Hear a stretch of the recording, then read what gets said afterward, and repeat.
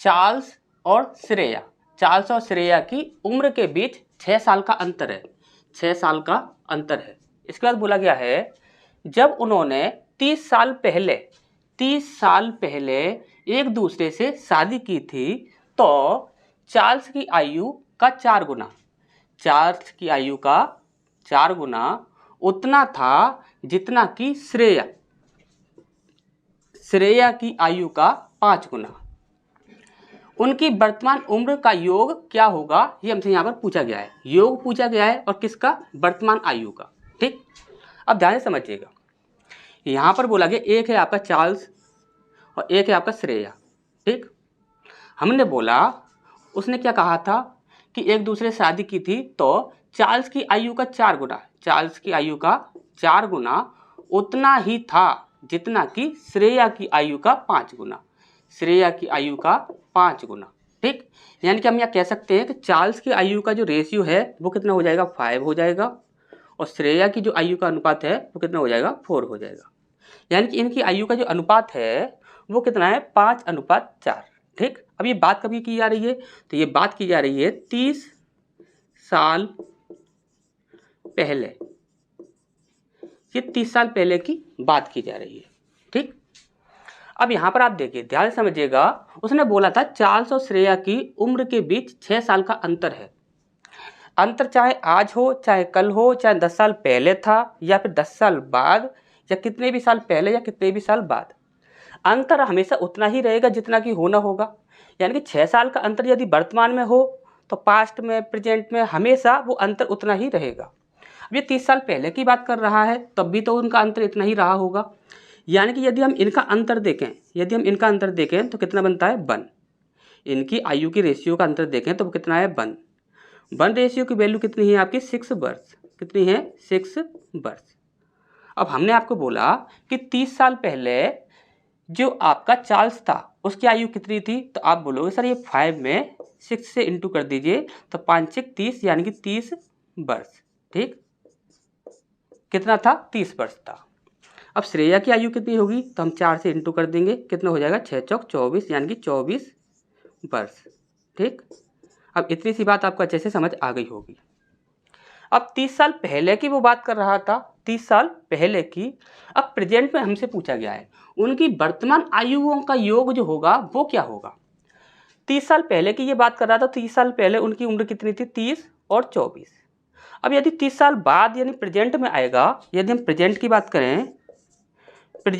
करें तो 30 साल बाद यानी प्रेजेंट में उसकी 30 साल दोनों की उम्र बढ़ जाएगी। तो यहाँ पर इसकी कितनी हो जाएगी, 60 वर्ष हो जाएगी, 60 वर्ष प्रेजेंट में, और इसकी कितनी हो जाएगी, 30 साल बढ़ाकर 54 वर्ष। ठीक, इतनी सी बात आपको अच्छे समझ आ गई होगी। 60 और 50, 110 और 4, 114 वर्ष उनकी आयु का योग हो जाएगा। कितना हो जाएगा, 114 वर्ष। ठीक, अच्छा ये समझ आ गया होगा, तो बी ऑप्शन यहाँ पर हमारा सही हो जाएगा। ठीक, तो नेक्स्ट क्वेश्चन की ओर बढ़ते हैं। इस पर नेक्स्ट प्रश्न हमारे यहाँ बोला गया है 8% साधारण ब्याज, 8% साधारण ब्याज की दर से निवेशित कोई धनराशि 2 वर्ष 9 महीने में इतने रुपए हो जाती है, इतने रुपए हो जाती है, यानी कि ये किसकी बात कर रहा है, ये अमाउंट है, यानी कि मिश्रित धन है। ठीक, अब इसके बाद निवेशित की गई धनराशि कितनी थी, यानी कि यहाँ पर हमसे क्या पूछा जा रहा है, मूलधन हमसे यहाँ पर पूछा जा रहा है। ठीक, अब देखिए ध्यान से समझिएगा।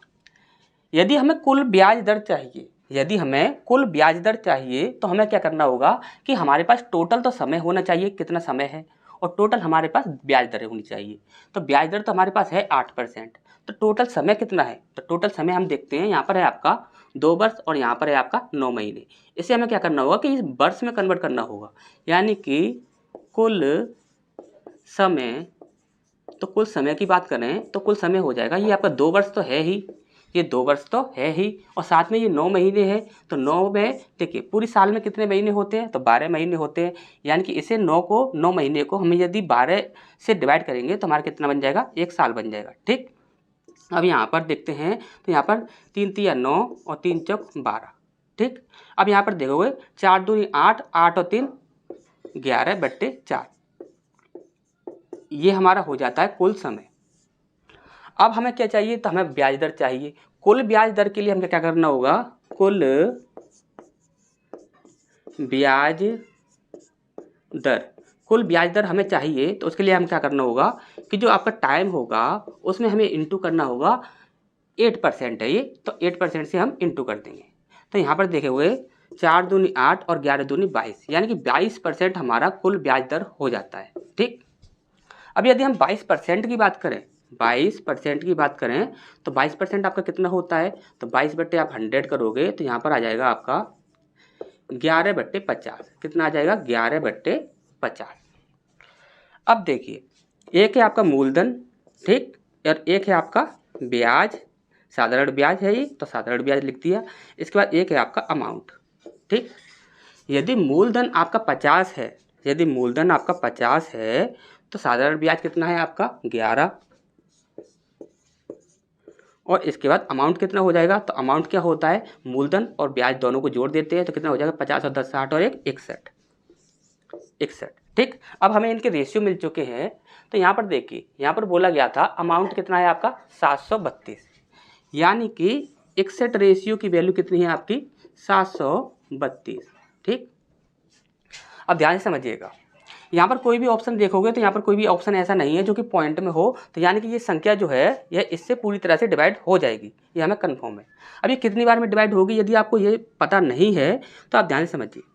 यहाँ पर कितनी संख्याएं हैं, 2 संख्याएं हैं, और यहाँ पर कितनी संख्याएं हैं, 3 संख्याएं हैं। इसका मतलब ये कन्फर्म है कि इस संख्या से ये जो संख्या होगी वह जब भी डिवाइड होगी तो कम से कम 2 डिजिट आएंगे। कितने डिजिट आएंगे, 2 डिजिट आएंगे।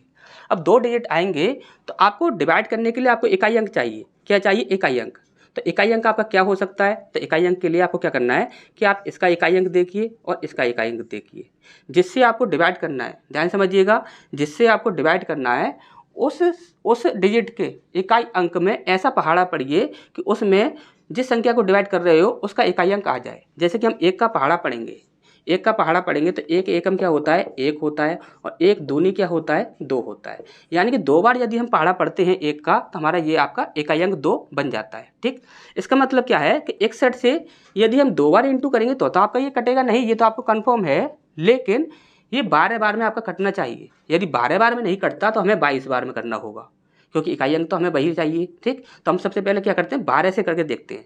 तो 12 एकम 12 की 2, हासिल लगी 1, और 12 छिंग 72 और 1 73, यानी कि ये 12 बार पूरी तरह से कट गया। ठीक, अच्छे समझ आ गया होगा। यानी कि ये क्या है, एक रेशियो की वैल्यू कितनी हो जाएगी आपकी 12 हो जाएगी। हमसे पूछा था कि मूलधन क्या होगा, तो मूलधन का रेशियो कितना है आपका 50 है। तो 50 में हम क्या करेंगे, 12 से इंटू कर देंगे, और 12 पंजे 60 और 0, यानी कि 600 रुपये। 600 रुपये हमारा आंसर हो जाएगा। तो यहाँ पर बी ऑप्शन आपका सही हो जाएगा। ठीक, तो नेक्स्ट क्वेश्चन की ओर बढ़ते हैं। इसका नेक्स्ट प्रश्न हमारे यहाँ बोला गया है sine A plus sine B upon cos A minus cos B plus cos A plus cos B sine A minus sine B. इसका मान हमसे यहाँ पर पूछा गया है। ठीक, तो वैसे आपको अच्छे से एक ट्रिक याद होगी, जो कि एक ट्रिक होती है जिससे हम इस प्रकार के प्रश्नों को सॉल्व करते हैं। तो उसमें होता क्या है कि जब कभी भी आपको साइन और कॉस एक साथ दिखते हैं, साइन और कॉस एक साथ दिखते हैं, तो वहाँ पर आप क्या कर सकते हो कि वहाँ पर साइन और कॉस के जो थीटा होते हैं उनका मान आपको ऐसा रखना है कि यदि उनका योग यदि हम करते हैं तो आपका 90 डिग्री बनना चाहिए। जैसे कि हम यहाँ पर बोलें, एक है आपका ए थीटा है और एक है आपका बी थीटा। ठीक, एक है आपका ए थीटा और एक है आपका बी थीटा, तो इन दोनों का जो योग होना चाहिए वह 90 डिग्री होना चाहिए। जैसे कि एग्जाम्पल के तौर पर समझें, तो एग्जाम्पल के तौर पर समझ सकते हैं। जैसे कि हम बोले हैं कि ये ए का मान, जैसे कि हम मान लें यहाँ पर 0 डिग्री मान लें। यदि हमने ए का मान 0 डिग्री माना है तो बी का मान हमें कितना मानना होगा, तो बी का मान हमें 90 डिग्री मानना होगा, क्योंकि 0 में यदि हम 90 डिग्री ऐड करेंगे तो आपका बन जाएगा 90 डिग्री। और एग्जाम्पल से समझें, जैसे कि यहाँ पर ए को हमने मान लिया 45 डिग्री मान लिया, ए को हमने 45 डिग्री मान लिया और बी को भी हम 45 डिग्री मानेंगे। ठीक, तो यहाँ पर कितना हो जाएगा 45 90 डिग्री। ठीक, तो इस प्रकार से आपको मानना होगा। ठीक, तो यहाँ पर ये चीज़ आपको अच्छे से पता होगा, या फिर नहीं पता तो आप अच्छे से समझ लीजिए। अब इसे क्वेश्चन में कैसे पुट करते हैं तो वो चीज़ आप समझ लीजिएगा।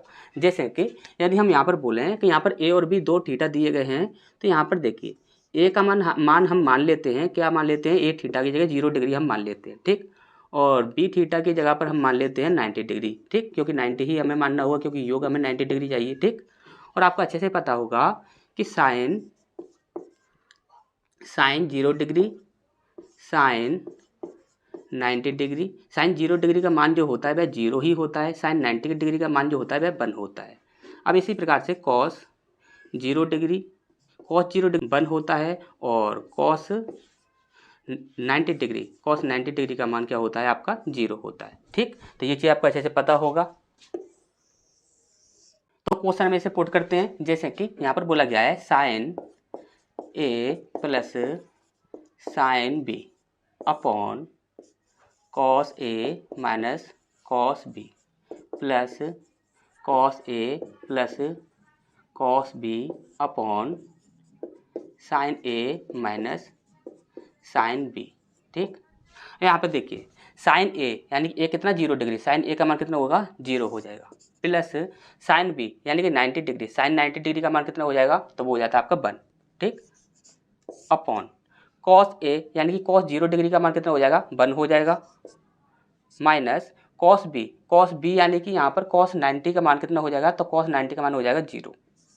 ठीक, अब इसके बाद प्लस कॉस ए यानी कि कॉस 0 डिग्री का मान कितना हो जाएगा, तो कॉस 0 डिग्री का 1, प्लस कॉस बी यानी कॉस 90 का मान कितना है, तो कॉस 90 का मान आपका 0 होता है, अपॉन साइन 0 डिग्री का मान कितना हो जाएगा 0, माइनस साइन बी यानी कि साइन 90 डिग्री का मान कितना हो जाएगा, तो साइन 90 डिग्री का मान आपका 1 होता है। ठीक, अब यहाँ पर ऐसे सिर्फ हमें कैलकुलेट करना है। ठीक, यहाँ पर कितना हो जाएगा 1/1 प्लस 1 माइनस का 1। ठीक, इतना हो जाएगा। अब यहाँ पर क्या होगा कि यहाँ पर तो आपका 1 बचेगा, प्लस 1/1 ये आपका माइनस का है, तो 2 एक एकम 1 और 1 को जब हम माइनस करेंगे तो यहाँ पर कितना हो जाएगा 0। 0/1 यदि हम करते हैं तो आपका जो आंसर आएगा वो आपका रहेगा 0। कितना रहेगा 0, तो यहाँ पर 0 हमारा आंसर होना चाहिए, तो सी ऑप्शन हमारा यहाँ पर सही हो जाएगा। ठीक, अच्छे से समझ आ गया होगा। नेक्स्ट क्वेश्चन की ओर बढ़ते हैं। इसका नेक्स्ट प्रश्न है हमारे यहाँ बोला गया है 50,000 रुपये, 50,000 रुपये पर 6 महीने में 12% प्रतिवर्ष। देखिए इसका आपको याद रखना है, ये क्या बोला गया है 12% प्रतिवर्ष। ठीक, 12% प्रतिवर्ष की दर पर तिमाही संयोजित, इसको भी आप याद रखिए, क्या बोला गया तिमाही संयोजित होने वाला चक्रवृद्धि ब्याज ज्ञात कीजिए, यानी कि ब्याज कितने रुपए बनना है ये हमसे यहाँ पर पूछा गया है। ठीक, अब देखिए ध्यान से, यहाँ पर जो मूलधन जो है वो कितने दिया गया है आपका 50,000। ठीक, अब यहाँ पर हम यदि समय की बात करें तो समय कितना हो जाएगा, उसने बोला है यहाँ पर 6 महीने, कितना बोला है 6 महीने, और यहाँ पर ये बोल रहा है तिमाही संयोजित किया जा रहा है इसे। जब तिमाही संयोजित किया जा रहा है यानी कि 6 महीने में 3-3 महीने के कितने पेयर बनेंगे, तो आप बोलोगे सर यहाँ पर 2 पेयर बनेंगे, तो समय कितना हो गया 2 हो गया, टी बराबर कितना हो गया 2 हो गया। अब यहाँ पर हमें चाहिए दर, जब हमें दर चाहिए तो दर के लिए आप ध्यान से समझिएगा। यहाँ पर देखिए, यहाँ पर बोला गया था 12% प्रतिवर्ष, यानी कि 12 महीने में 12% ब्याज है, 12 महीने में 12% ब्याज है, क्योंकि आपको अच्छे से पता है कि एक साल जो होता है प्रतिवर्ष का मतलब है एक साल, एक साल में जो ब्याज है वह 12% है, और एक साल में जो महीने होते हैं वो 12 महीने होते हैं। अब 12 महीने की बात करें तो उसने बोला है यहाँ पर तिमाही, क्या बोला है तिमाही, और तिमाही की बात करें तो 3 एकम 3, 3 दूनी 6, 3 तिया 9 और 3 चौक 12, यानी कि यहाँ पर 4 पेयर बनेंगे, टोटल आपके 4 पेयर बनेंगे, यानी 4 पेयर बनेंगे तो 3 महीने का ब्याज कितना होगा, एक साल का ब्याज तो आपका 12% है, तो 3 महीने का ब्याज कितना होगा, तो कितने पेयर हैं 4 पेयर हैं, तो हम 4 से भाग लगा देंगे, 3% आपका आ जाएगा, कितना आ जाएगा 3%, तो दर कितनी निकली हमारी 3%। ठीक, अब हमें क्या करना है कि सिर्फ प्रश्न को सॉल्व करना है। यहाँ पर हम क्या करेंगे सक्सेसिव लगा देते हैं, क्योंकि यहाँ पर क्या है 2 टाइम है। ठीक, तो सक्सेसिव लगा देते हैं, सीधा ही इजीली हो जाएगा।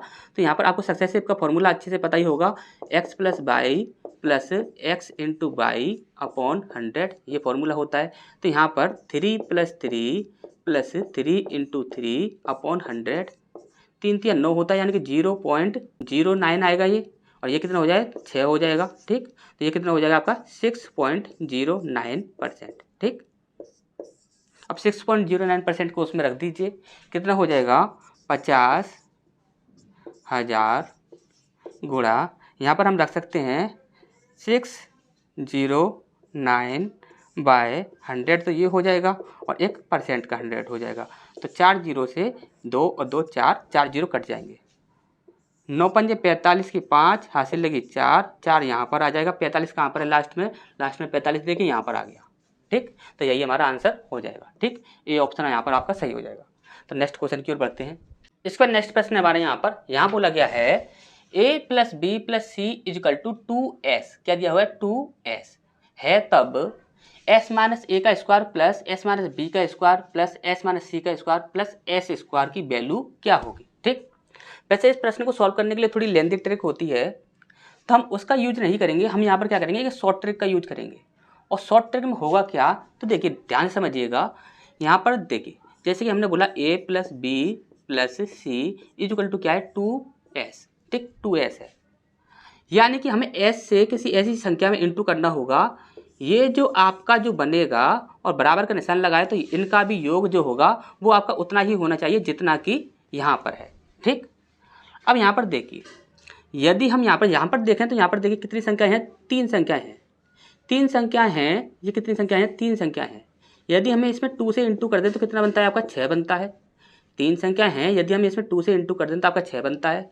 और आपको ये देखना है कि ये यहाँ पर क्या है, इंटू में क्या है, ये आपका क्या है 2 है।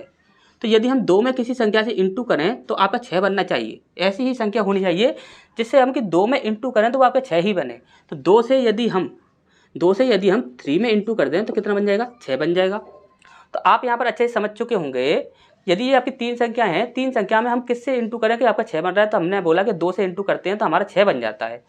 इसी प्रकार से हमने बोला कि ये जो आपका 2 है तो इसमें अभी s की जगह पर कोई ऐसी संख्या रखनी है कि उससे हम इंटू करें तो आपका 6 बनना चाहिए। तो 2 से हमने यदि 3 में इंटू किया तो आपका कितना बन गया, 6 बन गया। यानी कि हम यहाँ कह सकते हैं कि s की वैल्यू कितनी है आपकी 3 है, s की वैल्यू कितनी है 3 है।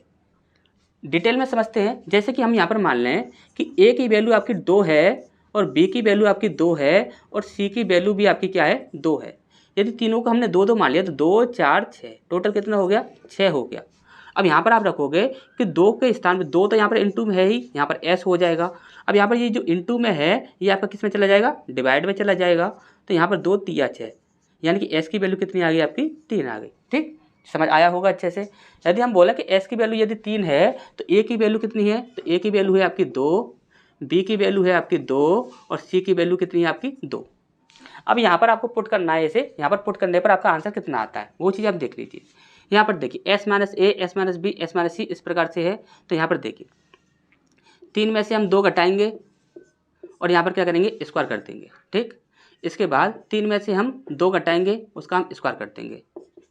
फिर उसके बाद 3 में से हम 2 घटाएंगे, फिर हम उसका स्क्वायर कर देंगे और लास्ट में बचा है आपका 3 का, जब हम स्क्वायर करेंगे 3 का स्क्वायर करना है यहाँ पर। ठीक, अब यहाँ पर देखोगे तो बन, यहाँ पर आपका कितना बचेगा, 1 बचेगा। तो 1 का स्क्वायर 1 होता है, 1 का स्क्वायर 1 होता है, 1 का स्क्वायर 1 होता है। यहाँ पर 3 का स्क्वायर कितना होता है, 3 3 9। ठीक, कितना होता है 9, 1 2 3, 9 में हम 3 जोड़ेंगे आपका बनता है 12। ठीक, आपका कितना बन रहा है 12।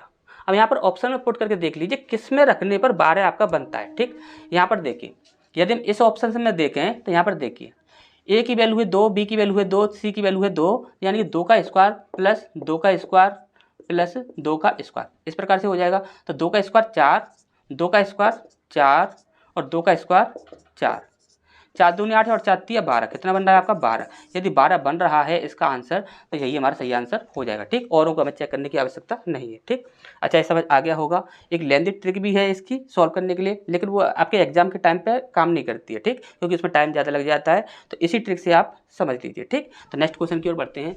इसके बाद नेक्स्ट प्रश्न हमारे यहाँ बोला गया है, देखिए ये आपका एक प्रश्न है, छोटा सा कैलकुलेशन है, पर इसमें प्रॉब्लम क्या है कि यहाँ पर यदि आपको पता होगा कि रेखा कोष्ठक क्या होता है, क्या होता है रेखा कोष्ठक, रेखा कोष्ठक। देखिए रेखा कोष्ठक में होता क्या है कि जो आपका बोर्ड मास का जो आपका नियम जो होता है, बोर्ड मास का जो आपका नियम होता है वो क्या कहता है, BODMAS, यही होता है आपका बोर्ड मास। यानी कि यहाँ पर आपका ब्रैकेट होगा, क्या होगा ब्रैकेट, और इसके बाद ये होगा आपका ऑफ, इसके बाद होता है आपका डिवाइड, उसके बाद होता है आपका, इसके बाद होता है आपका, इसके बाद होता है आपका सबट्रैक्ट। अब यहाँ पर आप ध्यान समझिएगा, ये जो होता है ये तो आपका बोर्ड मास का आपका पूरा फॉर्मूला होता है, लेकिन बोर्ड मास का ये आपका पूरा फॉर्मूला नहीं होता है। पूरा फॉर्मूला करने के लिए हमें रेखा कोष्ठक वाला भी जोड़ना होता है। जब कभी भी आपको रेखा कोष्ठक वाला दिख जाए तो वहाँ पर भी आपको क्या होगा, रेखा कोष्ठक ऐड करना होगा, रेखा कोष्ठक। अब ये फॉर्मूला जो होता है, अब ये पूरा फॉर्मूला बन जाता है। ठीक, अब यहाँ पर आप ध्यान से समझिएगा। सबसे पहले हमें क्या करना होगा कि रेखा कोष्ठक को सॉल्व करना होगा, उसके बाद हम ब्रैकेट को सॉल्व करेंगे, उसके बाद ऑफ, फिर डिवाइड, फिर ये सारी चीज़ें हो जाती है। ठीक, अब अच्छे से समझ आ गया होगा आपको। अब देखिए ध्यान से, अब रेखा कोष्ठक में भी थोड़ी सी प्रॉब्लम होती है। उसमें होता क्या है कि जैसे कि ये आपका दिया हुआ है, ये आपका आएगा आपका -25 और ये है आपका -30। तो आप क्या करोगे कि -25 और -30 ऐड कर दोगे, 30 और 20 50 और 5 55, यानी कि -55 आप कर दोगे। ठीक, लेकिन ये -55 नहीं होगा।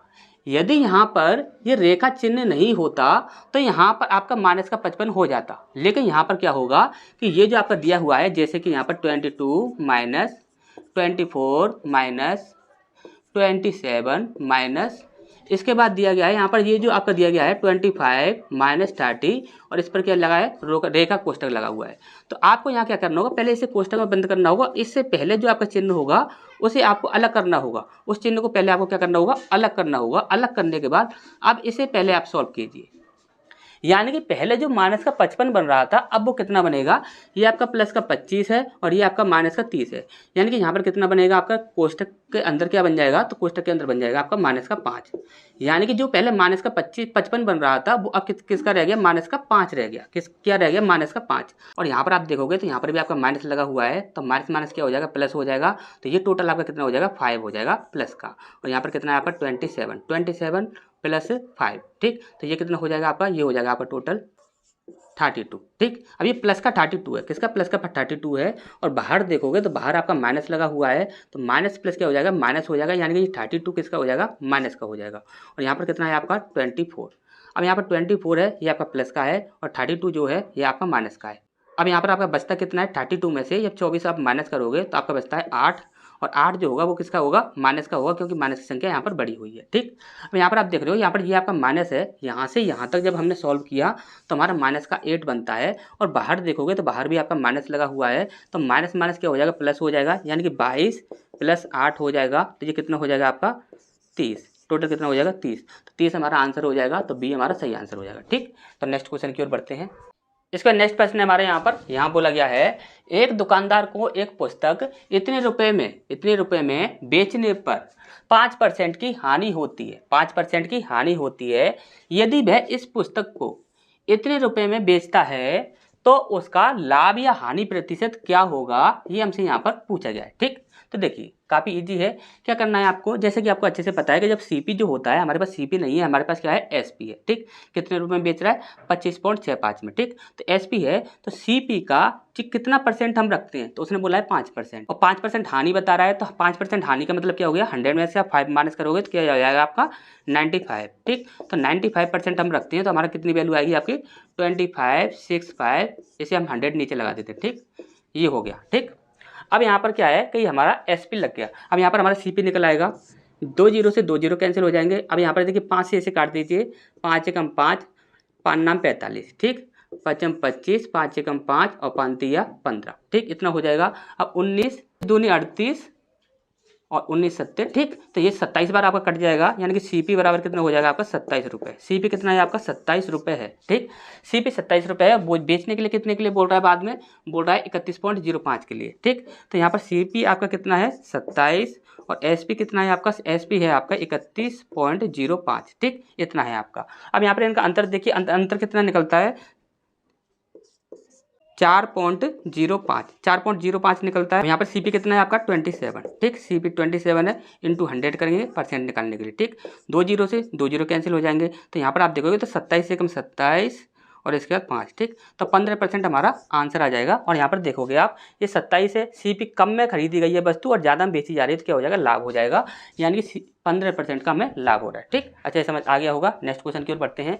इसका नेक्स्ट प्रश्न हमारे यहाँ बोला गया है, 7 की पावर है 95 और -3 की पावर है 58। ठीक, तो यहाँ पर दिया गया है कि प्रदर्शित जो संख्या जो है इसका इकाई अंक के स्थान पर कौन सा अंक आएगा, ये हमसे यहाँ पर पूछा गया है। ठीक, अब देखिए इसका आपको इकाई अंक निकालना है तो काफ़ी इजी है। इसमें सिर्फ आपको क्या करना है कि देखिए ये 95 है, 7 की पावर कितनी है 95, तो 95 जो है इसमें आप 4 से डिवाइड कर दीजिए। 4 से डिवाइड करोगे तो कितना आएगा, तो देखिए 4 दूनी 8, 4 तिया 12, बचा कितना आपका 3, यहाँ पर आपका 3 शेष बच रहा है। ठीक, अब इसके दूसरी को देखें तो यहाँ पर आपका 58 कितना है 58, 58 को आपका क्या करो 4 से भाग लगा दो, तो 4 एकम 4, 4 चौक 16, इतना बचा आपका 2 शेष बच रहा है। ठीक, यहाँ पर आपका 3 शेष बच रहा है, यहाँ पर आपका 2 शेष बच रहा है। अब आपको क्या करना है कि 7 की पावर 3 कर दीजिए माइनस 3 की पावर 2 कर दीजिए। ठीक, अब 7 का यदि आप 3 बार 7 का यदि हम क्यू देखेंगे तो आपको अच्छे से पता है 7 का क्यू क्या होगा, और 3 का क्यू देखेंगे तो 3 का भी क्यू आपका अच्छे से, सॉरी 3 का स्क्वायर देखेंगे तो 3 का स्क्वायर भी आपको अच्छे से पता है। ठीक, तो 3 का यहाँ पर सिर्फ एक अंक आएगा, यानी कि 3 तिया 9, तो ये तो आपका 9 हो जाएगा। लेकिन यहाँ पर आप देखोगे तो यहाँ पर आपका 7 49 यानी कि 9, 9 7 63, यानी कि 3 इकाई अंक बनेगा। कितना बनेगा, 3 इकाई अंक बनेगा।